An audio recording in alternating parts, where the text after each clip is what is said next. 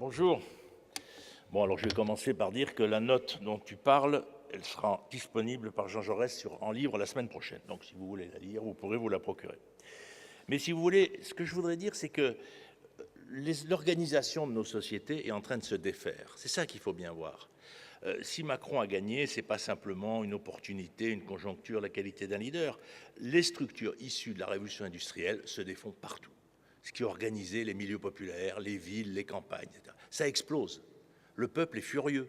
Partout, le peuple est contre les métropoles, contre la nouvelle société. Regardez, les Anglais ont voté, Londres a voté contre le Brexit, Barcelone a voté contre l'autonomie. Emmanuel Macron a fait beaucoup plus de voix dans les grandes métropoles que dans les zones rurales. Souvent, il a plafonné en dessous de 20% dans les zones rurales, les petites villes, monté à presque 30% dans les grandes villes. On est dans des nouvelles ruptures qui sont extrêmement violentes et qui mènent partout les populistes au pouvoir. Et au fond, la tentative qu'on fait avec Emmanuel Macron, avec En Marche, c'est de voir s'il y a une autre offre à faire et si elle peut réaliser quelque chose. Sinon, on sera comme partout emporté par le populisme. C'est assez probable, mais ce n'est pas certain. Et je vous dis ça parce que ce n'est pas un jeu politique bien fait face auquel on est. C'est des bouleversements de société inimaginables. Je vais vous donner quelques chiffres parce qu'ils sont frappants. Les bébés premiers-nés en France, 67% hors mariage. 67% des bébés naissent hors mariage. Ça veut dire que les structures les plus fondamentales ont changé complètement de position. C'était 6% en 68. On fait 50 km par jour et par Français. C'est quoi un habitant? Il y a quasiment plus de gens qui travaillent dans la commune où ils habitent. Quand on vote, on ne vote pas pour le développement économique. On vote pour la bonne école, pas d'immigrés, excusez-moi, du calme, des espaces verts, de la culture. Mais qui vote pour le développement économique, qui vote pour l'intégration, qui vote pour une énorme usine? On est dans une société complètement désorganisée. C'est ça qu'il faut avoir, se dire qu'on est une des dernières chances de remettre de la cohésion dans cette société. Il y a un autre chiffre qui est amusant, je le donne souvent parce qu'il frappe les esprits. On fait 6000 fois l'amour pour faire 2 enfants. Avant 14, c'était 1000 fois pour en faire 6. Ça veut dire que même les choses les plus intimes ont complètement changé. Alors soit vous me dites pourquoi il parle de ça. C'est pour vous dire qu'on a l'impression que tout est pareil et tout n'est pas pareil. Et ça, c'est ça qu'il faut vraiment se mettre dans la tête. On perd ses parents à 63 ans.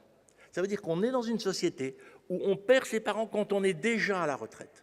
Traditionnellement, on perdait ses parents vers 40 ans, on héritait surtout à la campagne.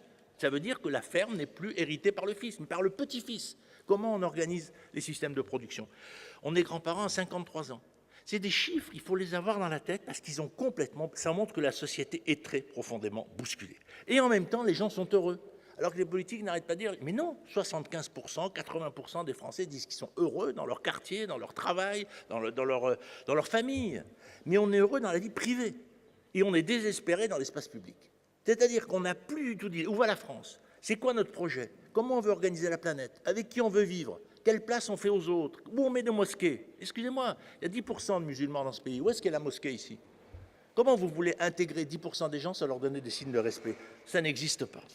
Donc c'est ça sur quoi je veux insister. Une société totalement bouleversée, mais qui au fond n'est pas consciente de ses propres bouleversements.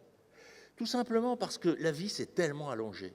Vous savez qu'on a gagné une génération depuis la guerre. Une génération. Depuis 81, qui pour certains d'entre nous est une date, on a gagné 8 ans d'espérance de vie. C'est absolument gigantesque.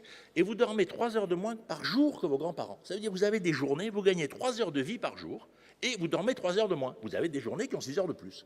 Ça a l'air con dit comme ça, mais ça veut dire que l'équilibre de la société, ça veut dire que tous les équilibres sont bouleversés. Vous allez vivre en moyenne 700 000 heures. Ce n'est pas ce qui vous reste, hein, c'est en tout. Bon, votre génération. Avant 14, c'était 500 000 heures. Nos enfants, nos filles, on estime 800 000 heures. Il peut y avoir des catastrophes écologiques ou des guerres. Vous vous rendez compte les changements? Gagner 200 000 heures d'espérance de vie. Il avait fallu 2000 ans pour gagner 200 000 heures entre l'époque de Jésus-Christ, où on vivait en moyenne 300 000 heures. On est arrivé à 500 000 heures en 14. Bon, en 14, ça fait un petit trou dans la ligne, mais enfin bon. Et nous, on est remonté à 700 000 heures. On est monté à 700 000 heures. C'est des équilibres tout à fait nouveaux. Comment on organise une société 4 générations? Comment est-ce qu'on fait pour que les grands-parents et les enfants puissent habiter à côté? Comment est-ce que le parc social va comprendre un jour qu'on doit donner la priorité au voisinage familial comme le font les Italiens? C'est la seule façon de donner une solution à la garde des enfants et à la solidarité entre les générations. Les gens le font dans le privé, la France ne le fait pas dans le parc social. Les Italiens, tous les ans, demandent aux enfants et aux parents quelle distance il y a entre la mère et la fille. On pourrait être plus égalitaire et dire entre les enfants et les parents, même si dans 60% des cas, ce sont les filles qui s'occupent de leurs vieux parents. Il faut rapprocher les gens dans le territoire. Aujourd'hui, il faut faire une politique familiale du territoire. parce qu'on a fait des politiques de tout. Mais quand on fait 50 km par jour, le lien le plus fort, c'est la famille. 70% des gens partent en vacances en famille. Il faut penser le territoire par rapport à la famille. Et du coup, ça donne des choses complètement différentes. Vous savez, on est entré dans ce que Jean Fourastier, qui était l'économiste de De Gaulle, appelle une civilisation des vies complètes. C'est-à-dire que nous voulons tous vivre tous les âges, c'est-à-dire dépasser 80 ans, vivre toutes ces étapes.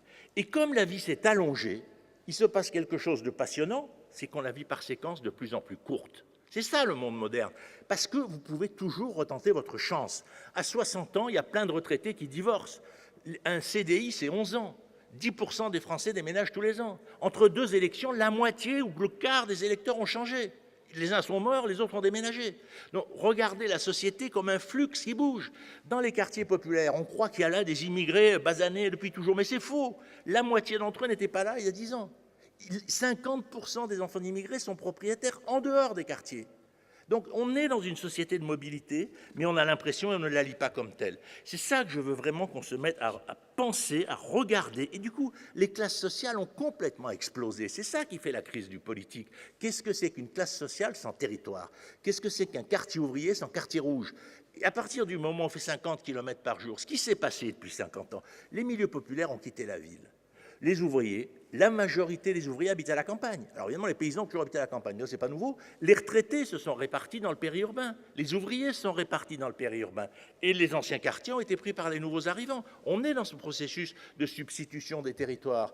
Sauf que ces gens qui s'étaient battus pour se construire des maisons Phoenix, pour avoir 2 diesels, qui étaient la réussite de familles ouvrières qui avaient travaillé, maintenant, on leur dit, mais t'es nul, mec, il faut une maison écolo, il ne faut pas de diesel, il faut que tu travailles en vélo.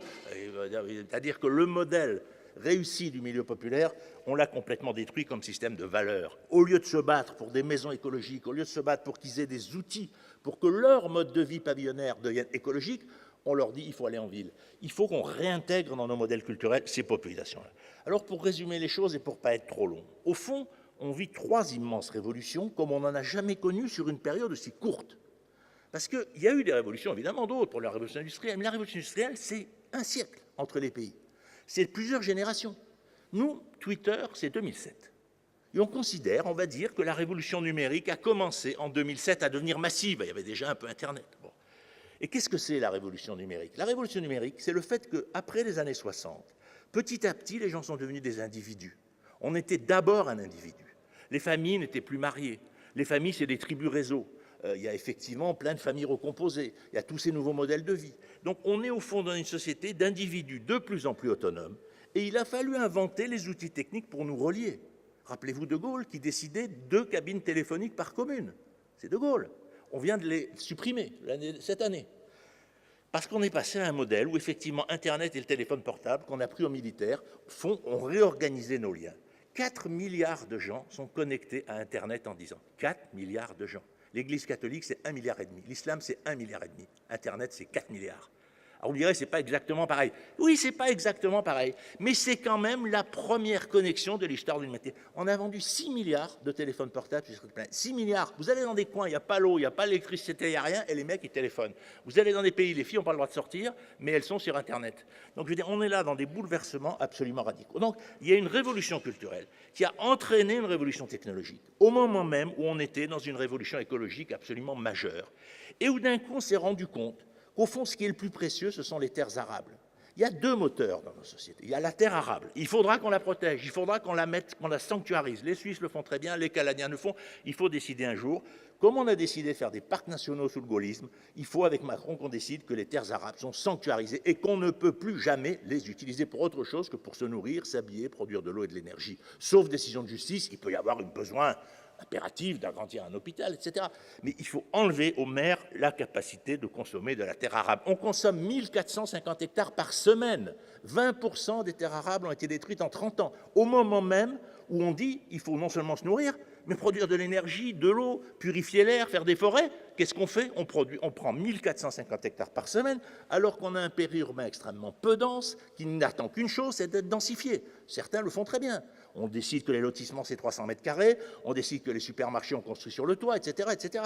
Le périurbain attend de nous la construction, la transformation en ville. C'est ça qu'il faut avoir. Et de l'autre côté, on a effectivement la révolution des métropoles, qui vous concerne tout à fait directement, parce que vous n'êtes pas une métropole. Les métropoles, en 10 ans, ont accumulé la production de richesse. En France, il y a 8 métropoles qui pèsent 61% du PIB. L'Île-de-France, c'est 31% du PIB. Il y a 200 métropoles françaises qui sont en train de capter la création de richesse. Bon, pourquoi? Quand Internet est arrivé, disons il y a 10 ans, on s'est dit, c'est génial, il y a la toile partout, donc partout on peut tout faire. Ce qui est vrai d'une certaine façon. Moi, j'habite en pleine montagne dans le Luberon, je peux connecter le monde entier. Sauf que quand je connecte quelqu'un, d'ici que je le rencontre pour faire business, il faut une demi-journée, une journée, 2 journées. À Manhattan ou à Paris, il faut 10 minutes, un quart d'heure. Et donc, le passage entre, on dit souvent, le passage entre la souris et les baskets, il y a des endroits où la souris et les baskets se rencontrent, ça accélère la création de richesse. Et comme les modes de vie sont beaucoup plus libres, Paris, vous avez 55% des gens qui vivent tout seuls. Donc, ils ont un besoin à l'adaptation, à la rencontre. Excusez-moi, ils s'ennuient un peu, qu'à voir le soir la vitalité parisienne. C'est bien d'être tout seul, mais enfin, il ne faut pas exagérer. Et donc, effectivement, vous avez à New York, c'est 60% des gens qui habitent tout seuls. Vous avez des modes de vie extrêmement créatifs qui ne sont pas forcément liés aux études. Faites attention, une grande partie des gens du monde numérique n'ont pas fait des études.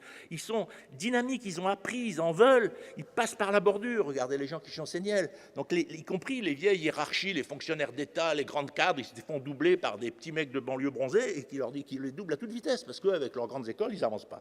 Donc, regardons bien tous ces grands équilibres. Et si vous voulez, je crois qu'il faut se dire après, terre arable, métropole, et nous. Et nous.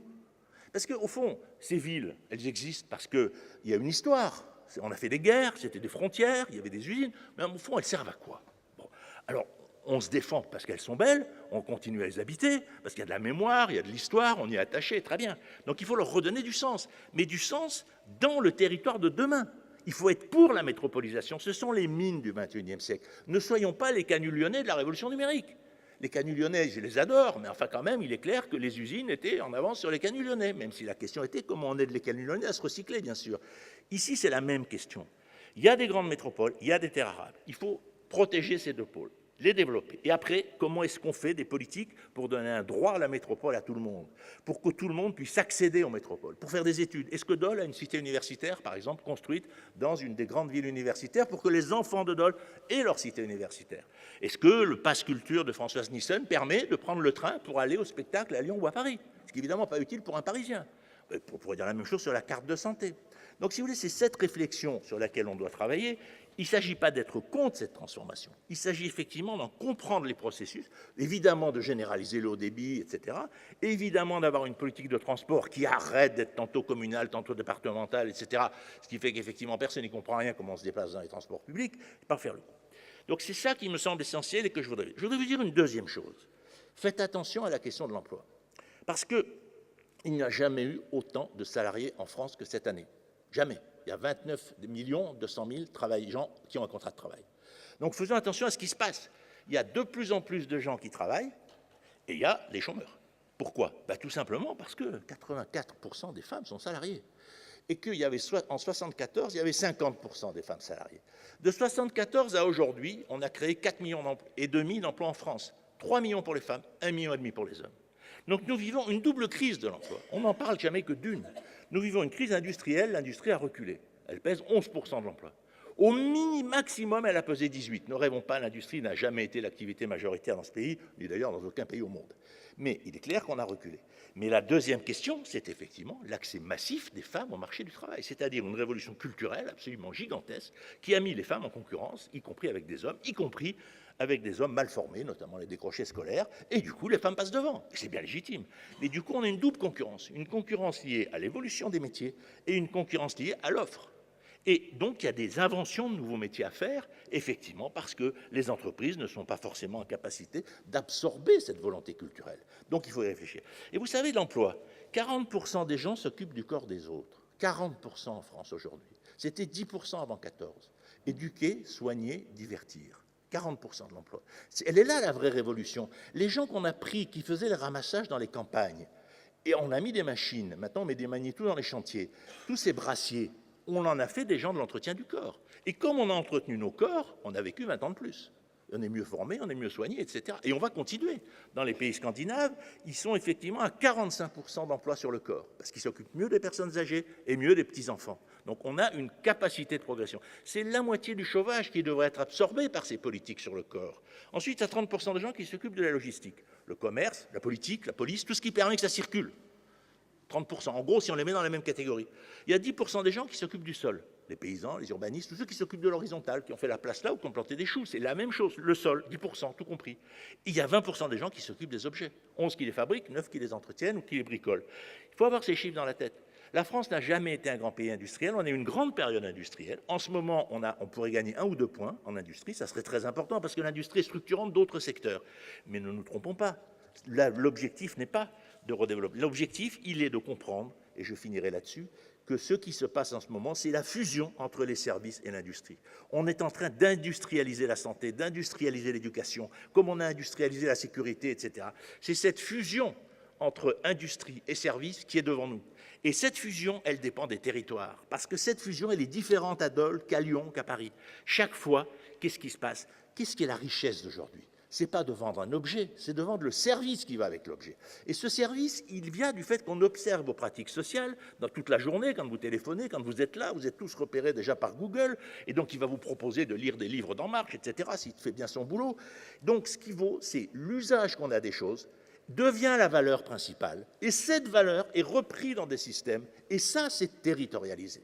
Et chaque territoire doit se demander après comment on passe de cette mise en valeur effectivement des usages et comment cette mise en valeur des usages permet une vente d'objets. Mais que l'objet soit neuf ou d'occasion, au fond, on s'en fout complètement, qu'il soit récupéré, etc., n'est plus l'enjeu. Voilà, c'est ça que je voulais vous dire. On est face là à des changements qui sont absolument gigantesques. On n'a jamais vécu si vite.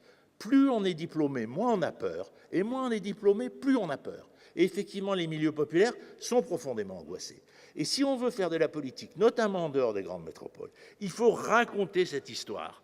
Il faut effectivement voir en quoi on peut resécuriser les milieux populaires, leur donner le sentiment qu'à la fois on transforme et on protège. Mais pour le moment, le comment on protège n'est pas clair pour tout le monde. Vous savez, en ce moment, le sol nous manque au fond, puisque le territoire agricole diminue. Et la crise des migrants, ce n'est pas tellement le nombre de migrants qui pose problème, c'est le signe que c'est. Le sol leur manque encore plus qu'à nous.